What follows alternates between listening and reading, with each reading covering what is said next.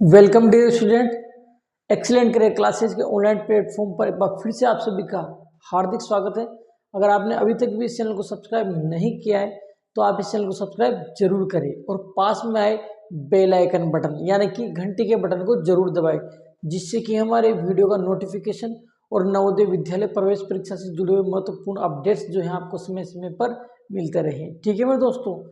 हाँ, आंकड़ों का विश्लेषण जो है चैप्टर लगभग अपन ने कंप्लीट कर लेता, परंतु कुछ एक क्वेश्चन में और लेके आया हूँ आपके लिए जो एग्जाम की दृष्टि से बहुत महत्वपूर्ण है मेरे दोस्तों।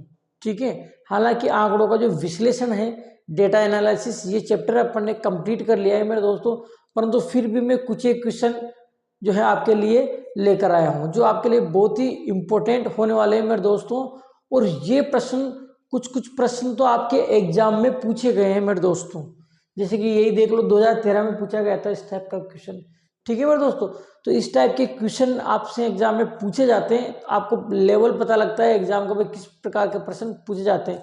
तो सभी बच्चे फटाफट से तैयार हो जाइए और इस वीडियो को आप अंत तक देखना ना भूलें, क्योंकि इससे आपको प्रश्नों का पता लगेगा। ठीक है मेरे दोस्तों, तो स्टार्ट करते हैं भाई।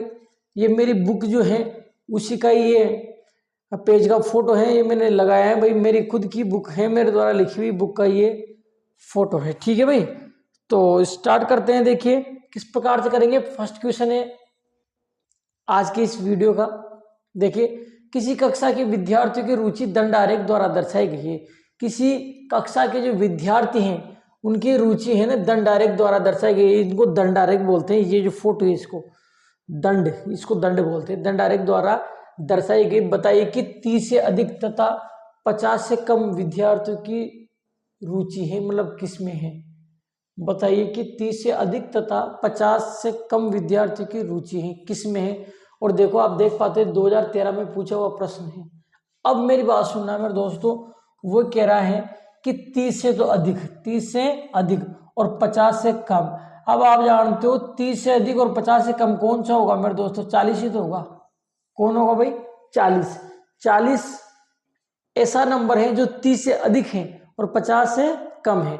तो ये कह रहा है 30 से अधिक तथा 40 से कम।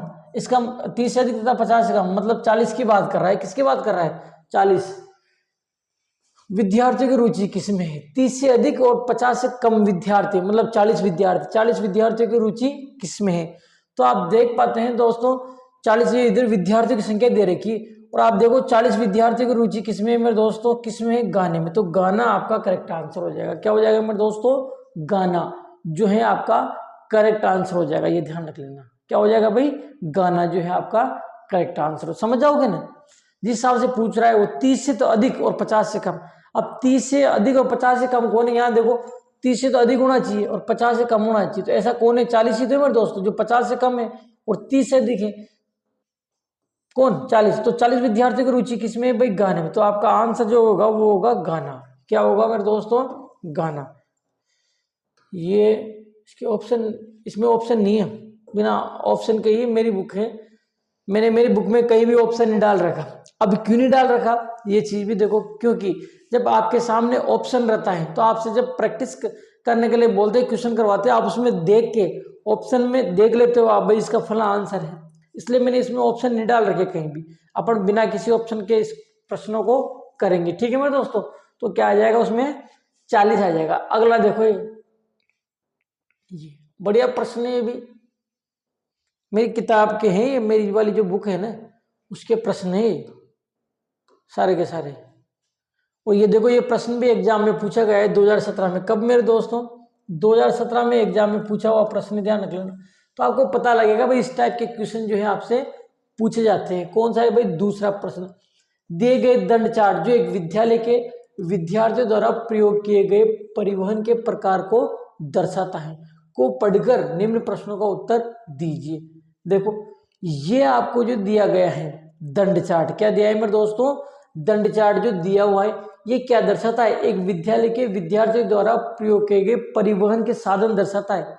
क्या दर्शाता है, परिवहन का प्रकार, परिवहन का साधन कौन कौन है, जैसे बस है, कार है, साइकिल है, पैदल।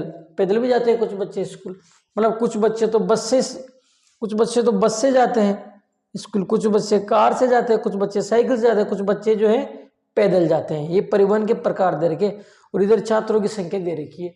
अब ये कह रहा है कि इसको पढ़कर निम्न प्रश्नों का उत्तर दीजिए। इस दंड चार्ट को पढ़कर प्रश्नों का उत्तर दीजिए। अब देखो दंड चार्ट पढ़ते कैसे मैं बताऊं। इसको ऐसे पढ़ते हैं, देखो इधर दे रखी है विद्यार्थियों की संख्या, क्या दे रखी है इधर विद्यार्थी की संख्या, इधर आपको दे रखी है परिवहन का प्रकार। अब इसको ऐसे पढ़ते जैसे बस है ना, तो बस वाला कितने में जा रहा है, यहाँ जा रहा है देखो 40 पे जा रहा है, मतलब बस में 400 विद्यार्थी जाते हैं बस में। ये देखो कार वाले कितने हैं, कार वाले 200 हैं, तो कार में 200 विद्यार्थी स्कूल जाते हैं। साइकिल वाला देखो, साइकिल वाला कितने में जा रहा है 500 पे, तो साइकिल में 500 विद्यार्थी जाते हैं। और ये देखो पैदल की बात कर रहा है, पैदल कितने जाते हैं, देखो यहाँ देखो 300 विद्यार्थी जाते हैं। कितने जाते हैं 300। तो ऐसे देख लिया अपन ने, इसको बोलते हैं पढ़ना, इस ग्राफ को पढ़ना। अब ये कह रहा है कि विद्यार्थियों द्वारा सबसे कम प्रयोग किए जाने वाला परिवहन का प्रकार कौन सा है। विद्यार्थियों द्वारा सबसे कम प्रयोग किया जाने वाला, मतलब जिसको सबसे कम विद्यार्थी प्रयोग करते हैं वो कौन है। तो सबसे कम कौन होगा मेरे दोस्तों, जो सबसे छोटा होगा, यही सबसे छोटा है, जो एक कम होगा। ध्यान रखना, जो सबसे छोटा होगा वही सबसे कम होगा, जो सबसे बड़ा होगा वही सबसे अधिक होगा, ध्यान रख लेना। तो सबसे कम की बात कर रहा है, तो सबसे कम कौन होगा मेरे दोस्तों, कार। कौन होगा, कार, जो केवल 200 विद्यार्थियों द्वारा ही प्रयोग किया जाता है। कितने के द्वारा मेरे दोस्तों, 200 विद्यार्थियों के द्वारा ही प्रयोग किया जाता है। कितने के, 200 विद्यार्थियों द्वारा ही प्रयोग किया जाता है। आ जाएगी बात समझ में। तो वो कह रहा है कि सबसे कम प्रयोग किए जाने वाला, तो सबसे कम प्रयोग कार की जाती है मेरे दोस्तों। देखो जिसमें केवल 200 बच्चे जाते हैं, बस में कितने जाते हैं 400, साइकिल में कितने जाते हैं 500, पैदल में कितने जाते हैं 300। तो सबसे कम बच्चे बस में तो जा रहे हैं, इस कार में तो जा रहे हैं कितने 200। तो सबसे कम बच्चे किस में जा रहे हैं मेरे दोस्तों, कार में जा रहे हैं। कितने जा रहे हैं 200, ठीक है। तो सबसे कम बच्चे किस में जा रहे हैं, कार में। तो सबसे कम प्रयोग किया जाने वाला साधन कौन होगा भाई, कार होगी। तो कार आपका इसमें करेक्ट आंसर हो जाएगा। कौन सा मेरे दोस्तों, कार। नेक्स्ट देखिए, ये देखिए तीसरा प्रश्न कौन सा है भाई, तीसरा। ये देखिए किस प्रकार से करेंगे, निम्न दंड चार्ट को पढ़कर दिए प्रश्न का उत्तर दीजिए। इस दंड चार्ट को आपको पढ़ना है और प्रश्न का उत्तर देना है, ठीक है भाई। तीसरा प्रश्न है, निम्न दंड चार्ट को पढ़कर दिए प्रश्न का उत्तर दीजिए। देखो ये भी 2014 में पूछा हुआ प्रश्न है, ध्यान रख लेना। कब, 2014 में। तो एग्जाम में आए हुए क्वेश्चन में आपको बता रहा हूं, चाहे यहां से उठाइए, प्रश्न नहीं बता रहा, इंपोर्टेंट क्वेश्चन बता रहा हूं मेरे दोस्तों, जो एग्जाम में पूछे गए, ध्यान रख लेना। तो 2014 में आया हुआ प्रश्न है, इसको पढ़कर उत्तर दीजिए। पढ़ो, कैसे पढ़ते हैं, देखो अंग्रेजी है विषय, अंग्रेजी में कितने 15 नंबर आए। देखो प्राप्तांक क्या है इधर, प्राप्तांक मतलब उसके कितने अंक आए 15। हिंदी में देखो, हिंदी में कितने अंक आए उसके 25। गणित में देखो, गणित में कितने अंक आए भाई 20। और विज्ञान में आप देख पाते हैं कितने नंबर आए उसके 10, ठीक है मेरे दोस्तों। अंग्रेजी में 15 है, हिंदी में 25 आए, गणित में 20 आए और विज्ञान में 10 आए। इसको पढ़ना बोलते हैं, इस दंड चार्ट को पढ़ना बोलते हैं। ये विषय दे रखे हैं नीचे, ठीक है। अब ये कह रहा है किस विषय में सबसे अधिक अंक आए। क्या कह रहा है मेरे दोस्तों, किस विषय में सबसे अधिक। तो देखो अधिक की बात करता है सबसे बड़ा और कम की बात करता है सबसे छोटा, ठीक है, मैंने पहले ही बता दिया। तो ये कह रहा है किस विषय में सबसे अधिक अंक आए। तो किस विषय में आए सबसे अधिक, देखो इसमें ही तो है। तो किस में आए, हिंदी में। किस में आए भाई, हिंदी में। तो हिंदी जो है आपका करेक्ट आंसर हो जाएगा। कौन सा मेरे दोस्तों, हिंदी जो है आपका बिल्कुल करेक्ट आंसर हो जाएगा। किस विषय में उसे सबसे अधिक अंक मिले, क्या मेरे दोस्तों, किस विषय में उसे सबसे अधिक अंक मिले। तो सबसे अधिक अंक इसमें तो मिले मेरे दोस्तों, कितने मिले 25। तो हिंदी आपका करेक्ट आंसर हो जाएगा। कौन सा हो जाएगा भाई, हिंदी। किस विषय में उससे सबसे अधिक अंक मिले, तो हिंदी में मिले। अच्छा, अगर इसी प्रश्न में पूछे वो आपसे कि बताओ किस विषय में उसको सबसे कम अंक मिले, तो देखो सबसे नीचा यही तो है मेरे दोस्तों, ठीक है, सबसे नीचा ये है। तो इसमें कितने अंक मिले, इसमें किसमें है, विज्ञान में। तो सबसे कम किसमें मिले, विज्ञान में। प्रश्न में पूछा है कि सबसे अधिक किसमें मिले, तो हिंदी में। सबसे कम किसमें मिले, तो विज्ञान में, ध्यान रख लेना, ठीक है, इस प्रकार से। अब कुछ एक क्वेश्चन और पूछा जाता है, थोड़े से अलग टाइप से क्वेश्चन पूछे जाते हैं। देखो वो भी मैं एक्सप्लेन कर देता हूं आपके, किस प्रकार से पूछे जाते हैं। देखना किस प्रकार ऐसे भी प्रश्न पूछे जा सकते हैं। देखो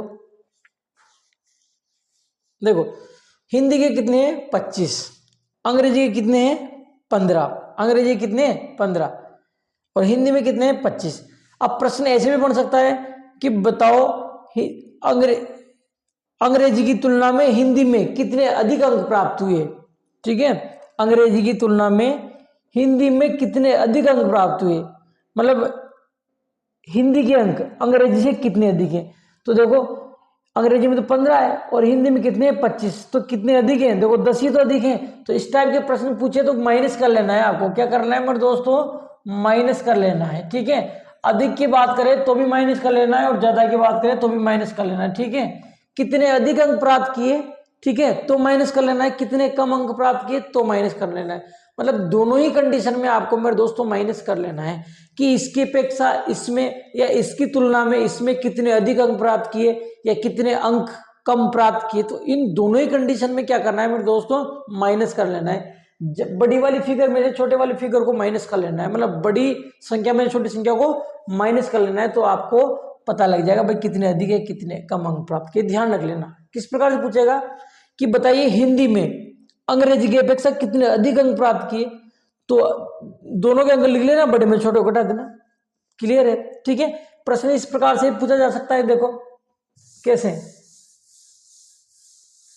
प्रश्न ऐसे भी पूछा जा सकता है आपसे कि बताओ विज्ञान के अंक अंग्रेजी के अंकों से कितने कम हैं, ऐसे भी पूछ सकता है। बताइए कि अंग्रेजी की अपेक्षा अंग्रेजी की तुलना में विज्ञान में कितने कम अंक प्राप्त हुए, अंग्रेजी की तुलना में विज्ञान में कितने कम अंक प्राप्त हुए। अब देखो अंग्रेजी में कितने हुए 15 और विज्ञान में कितने हुए 10। तो वो कह रहा है कि अंग्रेजी की तुलना में विज्ञान में कितने कम अंक प्राप्त हुए। तो देखो कितने अंक कम प्राप्त हुए, मैंने क्या बोला कि बड़ी में छोटी घटा दो, बड़ा 15 है, छोटा कौन है 10, इसमें से घटा दो। तो 15 में से जब आप 10 घटाओगे तो कितना बच मेरे दोस्तों 5, तो 5 कम प्राप्त हुए।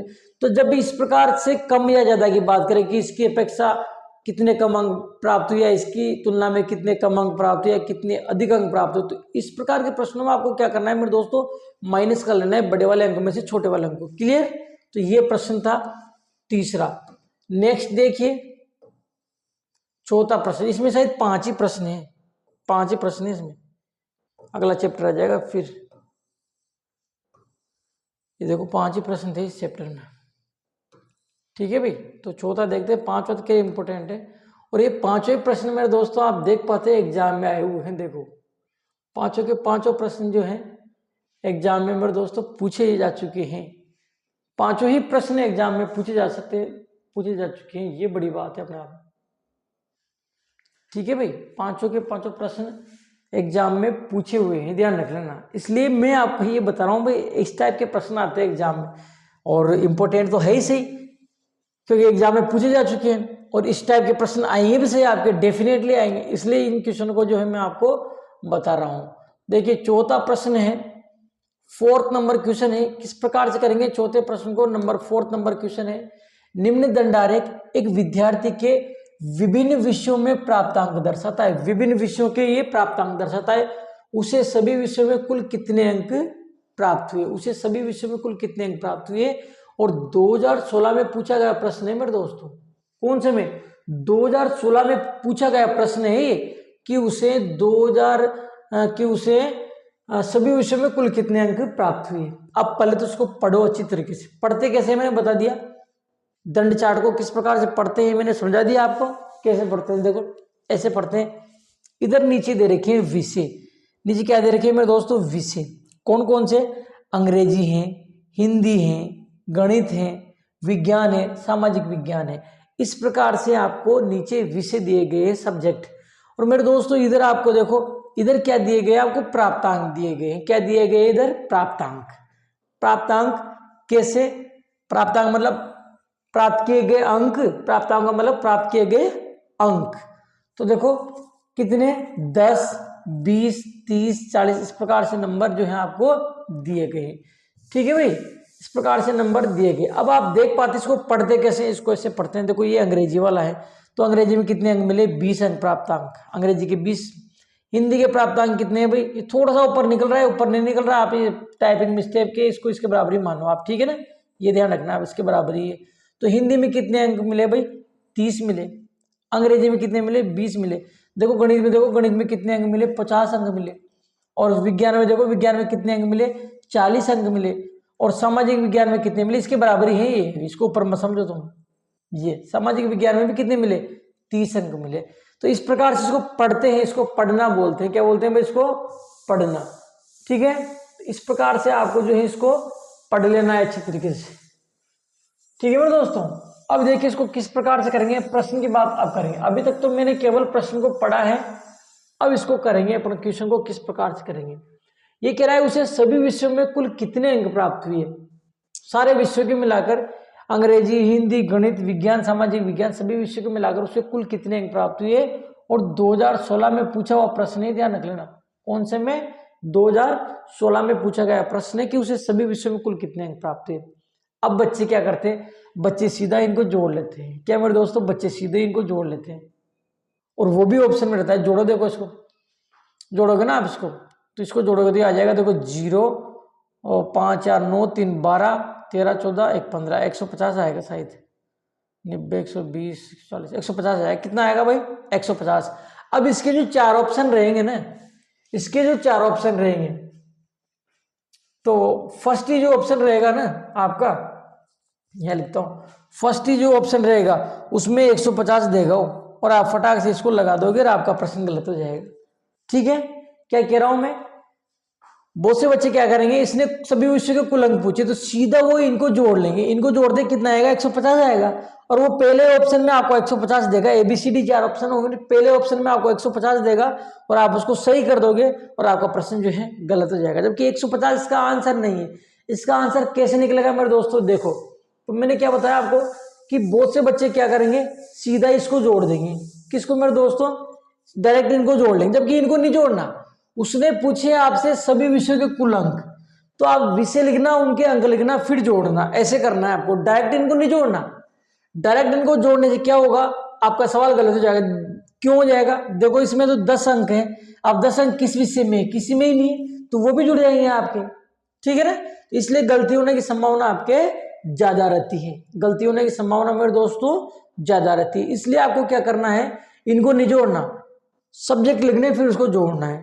तो सब्जेक्ट लिखो, सबसे पहले देखो अंग्रेजी, कौन कौन है, अंग्रेजी है एक, तो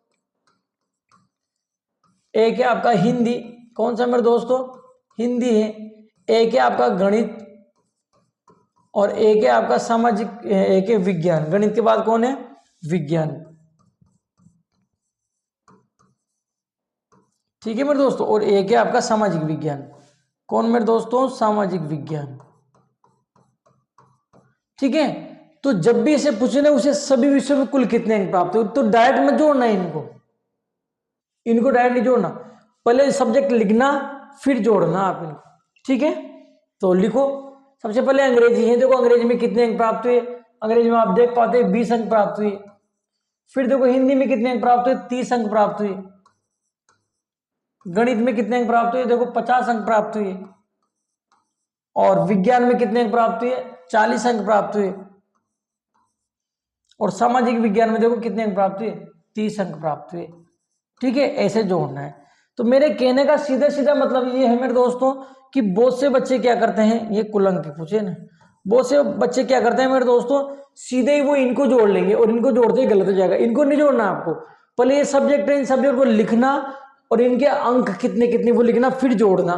तो जोड़ो आप, कितना हो जाएगा, देखो ये हो जाएगा 0 और 5 5 10 4 14 और 3 17, 170 हो जाएगा। कितना हो जाएगा भाई, 2 3 5 5 10 10 से 4 14 3 17, 170 हो जाएंगे। तो ये कह रहा है उसे सभी विषयों में कुल कितने अंक प्राप्त हुए, तो 170 आ जाएगा। उसे सभी विषयों में 170 अंक प्राप्त हुए। कितने हुए भाई, 170। सभी विषयों में उसे कुल कितने अंक प्राप्त हुए, तो ध्यान रख लेना, सभी विषयों में उसे 170 अंक प्राप्त हुए। कितने मेरे दोस्तों, 170। सभी विषयों में उसे कितने अंक प्राप्त हुए, तो 170 अंक प्राप्त हुए, ध्यान रख लेना। और अपन ने डायरेक्ट इनको जोड़ा था, कितना आया था मेरे दोस्तों, 150। तो अंतर आएगा, अंतर आना ही है, मैंने बता दिया क्यों अंतर आएगा। तो जब भी इस प्रकार का प्रश्न आ जाए कि उसे सभी विषयों में कुल कितने अंक प्राप्त हुए, आपको डायरेक्ट इनको नहीं जोड़ना है, ध्यान रखना। पहले सब्जेक्ट लिखना इस प्रकार से और फिर इनके अंक लिखना, फिर इनको जोड़ना। ठीक है, इसको करने का एक और तरीका हो सकता है, या तो ऐसे कर लो या फिर एक और तरीका हो सकता है। मैंने क्या बताया कि सब्जेक्ट लिखना और फिर उनके अंक जोड़ना, सीधा इनको मत जोड़ना। तो देखो सब्जेक्ट यहाँ लिखे हुए हैं ना, तो आप एक काम कर सकते हो, इनके नंबर यहीं लिख के यहीं जोड़ दो। अगर आप ऐसे नहीं लिखना चाहते कोई दिक्कत नहीं, आप सीधे यहीं लिख दो। जैसे अंग्रेजी है ना, अंग्रेजी कितने अंक 20, यहाँ लिख दो। हिंदी के कितने अंक 30, गणित के कितने 50, विज्ञान के कितने 40 और सामाजिक विज्ञान के कितने 30। ऐसे भी लिख सकते हो आप। इधर सब्जेक्ट में अगर आप चाहो भाई टाइम वेस्ट हो रहा है आपका, तो ऐसे मत लिखो सब्जेक्ट, आप सीधे इसे नीचे लिख दो, इसके अंक सबके अंक लिख दो, और फिर इन सबको आप क्या करोगे जोड़ दोगे। इन सबको क्या करोगे आप प्लस कर दोगे, इन सबको प्लस कर देना आप। और जब सबको प्लस करोगे आप तो कितना आएगा मेरे दोस्तों 170 आएगा। कितना आएगा 170, तो कुल अंक 170 आ जाएगा। ठीक है मेरे दोस्तों, परंतु आपको करना क्या है, इनको डायरेक्ट नहीं जोड़ना है, आपको प्रत्येक सब्जेक्ट के अंक लिख के ही जोड़ना है। या तो आप ऐसे जोड़ लो या आप ऐसे जोड़ लो, कोई दिक्कत नहीं है, जो आपको अच्छा लगे। ठीक है, जैसे आपकी इच्छा, कोई दिक्कत नहीं है, परंतु करना आपको इस टाइप से ही है। यहाँ एक और प्रश्न बन सकता है मेरे दोस्तों, एक क्वेश्चन और बन सकता है यहाँ से आपका। देखो क्या बन सकता है कि बताइए किन दो विषयों में अंक समान है, किन दो विषयों में उसे बराबर अंक प्राप्त हुए, या किन दो विषयों में उसके अंक समान है। तो देखो मेरे दोस्तों हिंदी और सामाजिक विज्ञान के अंक समान है। देखो है कि नहीं, दोनों के अंक समान है। देखो है कि नहीं, कितने 30 है, कितने दोनों के 30। तो ऐसा प्रश्न आ सकता है, बताओ किन दो विषयों के समान है, तो हिंदी और सामाजिक विषय के अंक समान है। ठीक है, इस प्रकार का प्रश्न जो है आपसे पूछा जा सकता है। ठीक है मेरे दोस्तों, तो ये था आपका चौथा प्रश्न। पांचवा तो बहुत इंपॉर्टेंट है, जितना कहे जितना इंपॉर्टेंट कहो उतना ही कम है इस प्रश्न को। ठीक है मेरे दोस्तों, जितना तुम इसको इंपॉर्टेंट कहोगे उतना ही कम है, क्योंकि ये प्रश्न पूछा जा चुका है कौन से में 2018 में। कौन से मेरे दोस्तों 2018 में प्रश्न पूछा जा चुका है, और बहुत ज्यादा इंपॉर्टेंट है, ये ध्यान रख लेना आप। देखो इसको मैं लिख देता हूं, आपके क्लियर कर देता हूं। प्रश्न नंबर 10 5वां है, प्रश्न नंबर 5वां है, और देखो 2018 में पूछा हुआ प्रश्न है, और बहुत इंपॉर्टेंट है मेरी दृष्टि से। तो इस चैप्टर में मतलब डेटा एनालिसिस में इससे टफ क्वेश्चन नहीं है और ज्यादा खतरनाक क्वेश्चन नहीं है, मतलब सीधा ही है, ज्यादा कोई इतना दिक्कत वाली बात नहीं है। तो इसको अच्छी तरीके से पढ़ेंगे अपन, समझेंगे, फिर करेंगे। देखो अधूरा दंडग्राफ किसी वर्ष के प्रथम 5 माह की बचत दर्शाता है। अधूरा दंडग्राफ क्या कह रहा है मेरे दोस्तों कि अधूरा दंडग्राफ है, क्या है ये अधूरा। अब अधूरा क्यों है बात समझो, क्योंकि जनवरी का ये दे रखा, अप्रैल का ये दे रखा, मई का ये दे रखा, इसने फरवरी का कहाँ दे रखा है मेरे दोस्तों। यहाँ फरवरी का आएगा, जो भी आएगा जितना भी आएगा यहाँ किसका आएगा मेरे दोस्तों, फरवरी का आएगा। ठीक है ना, तो एक तो फरवरी का नहीं दे रखा और मार्च का भी नहीं दे रखा। देखो इन दोनों महीने को इसने नहीं दे रखा, समझ आओगे। इसलिए अपन इसको अधूरा ग्राफ बोलेंगे मेरे दोस्तों। क्या बोलेंगे, अधूरा दंड ग्राफ। क्या बोलेंगे इसको, अधूरा दंड ग्राफ, क्योंकि इसका और इसका छूटा हुआ है, इसलिए ये अधूरा दंड ग्राफ है। ठीक है मेरे दोस्तों, तो ये कह रहा है कि अधूरा दंड ग्राफ मतलब कि ये अधूरा दंड ग्राफ जो है ना, किसी वर्ष के प्रथम 5 माह की बचत दर्शाता है। प्रथम 5 मास की बचत दर्शाता है, 5 महीने की बचत दर्शाता है। 5 महीने कौन से में दोस्तों, जनवरी, फरवरी, मार्च, अप्रैल, मई, इन 5 महीने की बचत दर्शाता है। उसने 5 मास में कुल 950 रुपए की बचत की। क्या मेरे दोस्तों, उसने 5 मास में कुल 950 रुपए की बचत करी। क्या समझे मेरे दोस्तों, उसने कुल जो 5 मास है नीचे वाले, इसमें कुल 950 रुपए की बचत करी। कितने की मेरे दोस्तों, 950 रुपए की जो है उसने बचत करी। कितने की बचत करी भाई, 950 रुपए की उसने बचत करी। ठीक है मेरे दोस्तों, उसने 950 रुपए की बचत करी। आगे कह रहा है कि फरवरी तथा मार्च में बचत की राशि समान है। एक चीज और कही है उसने कि फरवरी और मार्च में बचत की राशि समान है, ये ध्यान रखना। बताइए उसने फरवरी में कितना बचाया, बताइए उसने फरवरी में कितना बचाया। मतलब फरवरी की बचत आपको ज्ञात करनी है। क्या ज्ञात करना है मेरे दोस्तों, फरवरी की बचत जो है आपको इसमें ज्ञात करनी है। किसकी मेरे दोस्तों, फरवरी की। तो देखिए करेंगे किस प्रकार से करते हैं। सबसे पहले अपन इसकी स्टडी करेंगे, इसको पढ़ेंगे अच्छी तरीके से। देखो नीचे महीने दे रखे हैं, क्या दे रखे हैं नीचे महीने, मास या माह, महीना, मंथ कह सकते हो आप। कौन कौन से, जनवरी, फरवरी, मार्च, अप्रैल, मई। ठीक है, जिसमें जनवरी, अप्रैल और मई की दे रखी है, फरवरी और मार्च का आपको नहीं दे रखा। इधर आपकी दे रखी है बचत, क्या दे रखा है मेरे दोस्तों, इधर बचत आपकी दी हुई है, किसमें, रुपए में। किसमें दे रखी है भाई, रुपए में आपकी बचत दी हुई है। किसमें मेरे दोस्तों, रुपए में आपकी बचत दी हुई है। जैसे देखो 40 रुपये, 80 रुपये, 120 रुपये, 160 रुपये और 200 रुपये, ये बचत दे रखी है। अब इसको कैसे पढ़ोगे, देखो तो जनवरी की बचत कितनी है, जनवरी की बचत देखो ये इसके बीच में आ रही है ना, कितनी आएगी। अब देखो 160 और एक 200, इसके बीच में 40 का अंतर है। कितने का अंतर है, 40 का।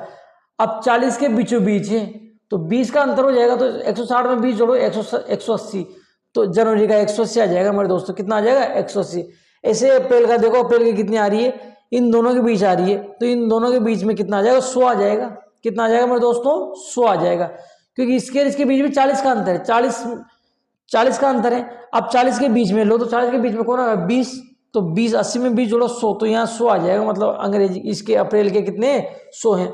और मई का देखो, मई का कितना है, मई का भी वही 180 है, मई का भी कितना है, 180। तो इसको अपन बोलते हैं पढ़ना, ग्राफ को पढ़ना।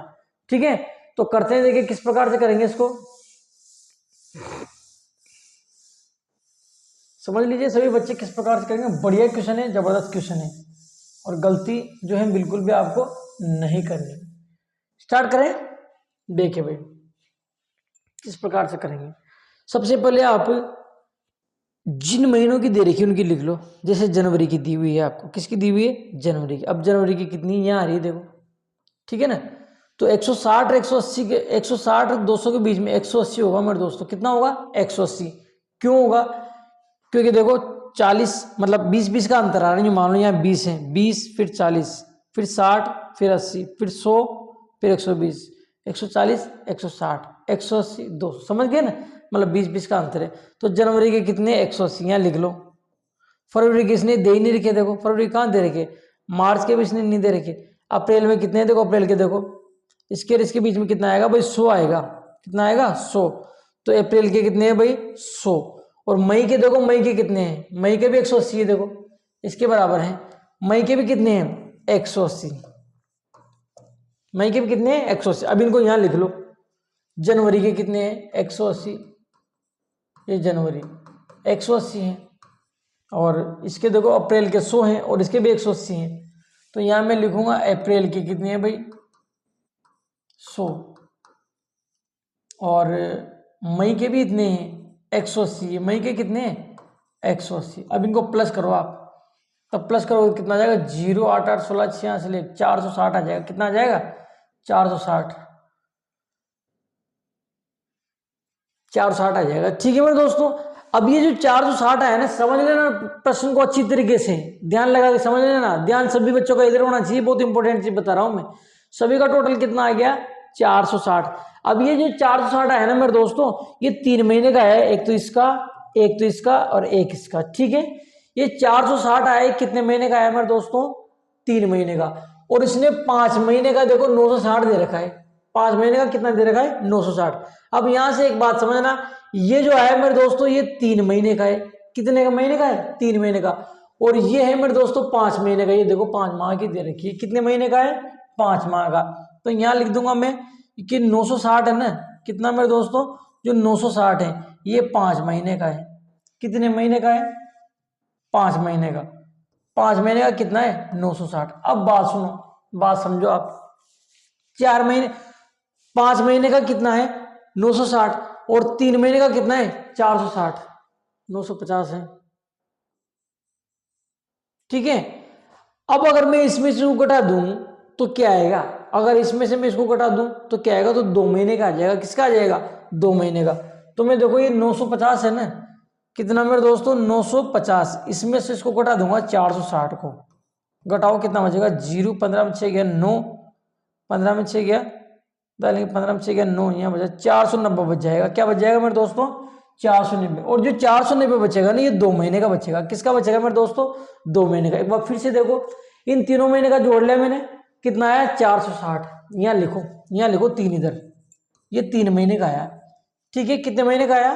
3 महीने का। इसको रफ कर लेते हैं।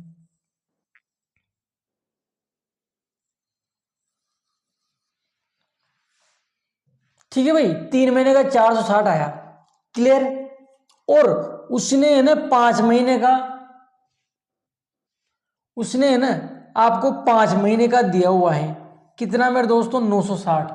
5 महीने का कितना दे रखा है? 950 दे रखा है, सॉरी कितना दे रखा है? 950। अब बात सुनो, क्या समझोगे आप कि ये जो 5 महीने का है, इसमें से अगर मैं ये 3 महीने का घटा दूं तो 2 महीने का आएगा मेरे दोस्त। देखो 5 महीने वाले में से अगर 3 महीने का घटा दोगे तो 2 महीने का आएगा। क्या आएगा मेरे दोस्तों? 2 महीने का।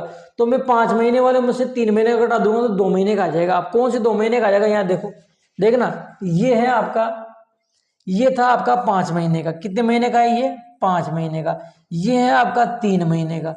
तो 5 महीने में से 3 महीने का घटाऊंगा तो 2 महीने का तो बचेगा। ये जो बचेगा मेरे दोस्तों, कितने महीने का बचेगा? 2 महीने का। देखो 5 महीने वाले में से 3 महीने वाला घटा देखो, 2 महीने का तो बचेगा। तो ये जो बचा ना मेरे दोस्तों आपके पास, ये 2 महीने का बचा। किसका बचा मेरे दोस्तों? 2 महीने का। अब कौन से 2 महीने का? तो इन 2 महीने को बचेगा मेरे दोस्तों, इन 2 महीने को, फरवरी मार्च का। क्यों मेरे दोस्तों? क्योंकि जनवरी अप्रैल और मई का तो मैंने जोड़ लिया, जनवरी अप्रैल और मई का तो मैंने जोड़ लिया, ठीक है ना। तो जब मैं जनवरी अप्रैल और मई का जोड़ लिया तो किसका बचा मेरे दोस्तों? इन दोनों का बचा, फरवरी मार्च का। तो ये जो 2 महीने का बचा ना मेरे दोस्तों, ये फरवरी मार्च का बचा है। यहाँ लिख सकते हो आप, किसका बचा है मेरे दोस्तों? फरवरी प्लस मार्च का। किसका बचा है मेरे दोस्तों? फरवरी और मार्च का। ये 490 जो बचा, ये 2 महीने का बचा है। कौन से 2 महीने का? फरवरी और मार्च का, ठीक है। परंतु वो कह रहा है कि फरवरी और मार्च में बचत की राशि समान है। देखो फरवरी मार्च में बचत की राशि समान है, बात समझना। फरवरी और मार्च में बचत की राशि क्या है? समान है, मतलब दोनों के बराबर बराबर है। तो बराबर बराबर है तो 2 का भाग दे दो ना, बराबर बराबर है तो क्या करोगे? 2 का भाग दे दोगे, ठीक है मेरे दोस्तों। तो मैं क्या करूंगा? 490 में ना 2 का भाग दे दूंगा, ठीक है। तो 490 में जब 2 का भाग दोगे तो 145, सॉरी 245 आ जाएगा। कितना आ जाएगा? 245 आ जाएगा। कितना आ जाएगा? 245। तो 245 जो है आपका करेक्ट आंसर हो जाएगा। ये आएगी फरवरी की, आ जाएगी। किसकी आ जाएगी? फरवरी की। देखो दोनों की, इन दोनों महीनों की राशि समान है। तो मैंने बताया था कि अगर जहां बराबर हो, बराबर बराबर बांट देंगे, तो बराबर बराबर बांटने के लिए 2 का भाग दे देंगे। 2 का भाग जी भाग दोगे ना आप, 245 आ जाएगा। ये किसका आ जाएगा? फरवरी की। किसकी आ जाएगी? फरवरी की। अच्छा मार्च की पूछे तो मार्च की भी इतनी आएगी। क्यों? क्योंकि वो कह रहा है कि दोनों महीने की समान है। देखो फरवरी और मार्च की राशि समान है, दोनों की जब सेम है तो ये फरवरी की आएगी तो मार्च की भी ये आएगी, ठीक है। तो इस प्रकार से क्वेश्चन करना, बढ़िया क्वेश्चन है, ध्यान रखना, जबरदस्त क्वेश्चन है, इंपोर्टेंट क्वेश्चन है। इंपोर्टेंट क्वेश्चन है, 2018 में देखो पूछा जा चुका है और इस टाइप का प्रश्न पूछा जा सकता है आपसे, इसलिए मैं इस प्रश्न को इतना जोर लगा के इतनी गहराई से समझा रहा हूं उसको, ठीक है ना।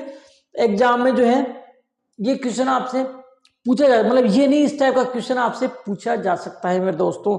एक बार फिर से देखिए इस प्रश्न को किस प्रकार से करेंगे, एक बार से देख लीजिए आप अच्छे तरीके से, ठीक है मेरे दोस्तों।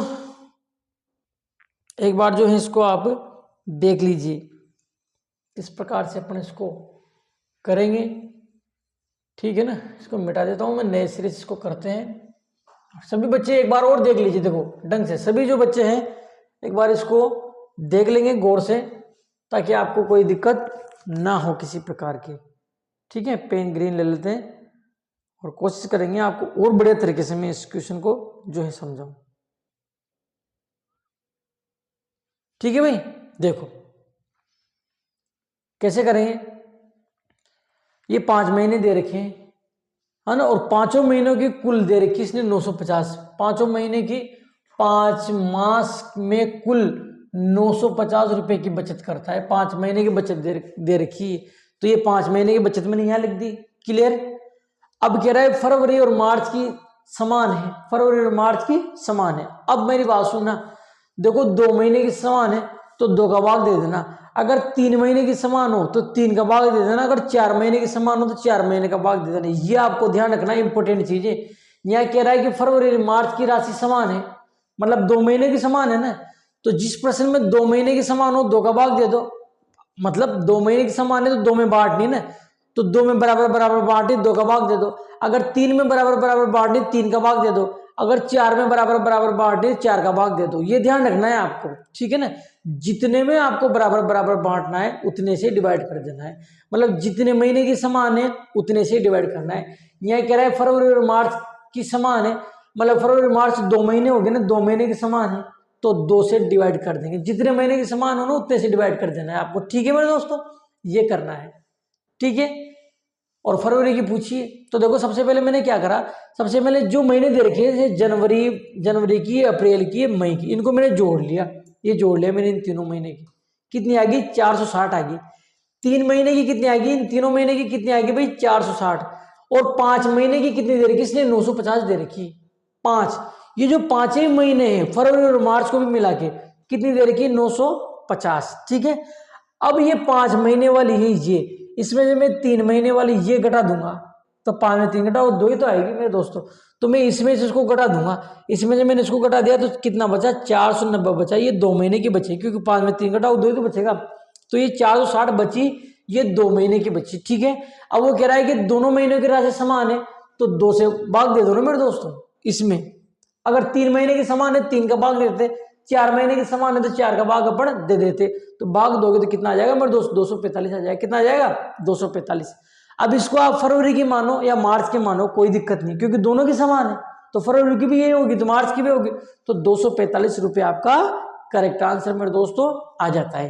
तो ये चैप्टर अपन ने कंप्लीट कर लिया। ये मेरे वाली जो बुक है उसमें 2 चैप्टर अलग अलग थे तो उसमें ये वाला तो कंप्लीट हो गया। अब दूसरा चैप्टर चलेगा ये वाला, देखिए अन्य महत्वपूर्ण वाले क्वेश्चन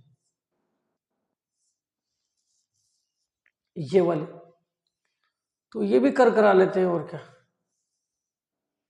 है ना, इनको भी कर लेते हैं अपन। 2013 में पूछा, वीडियो कितना लंबा हो गया, ज्यादा लंबा हो जाएगा यार, 37 मिनट का हो गया। इसको यहीं स्टॉप करते हैं, दूसरा वीडियो बना लेंगे, कोई दिक्कत नहीं है ना, ज्यादा लंबा नहीं करे अपन।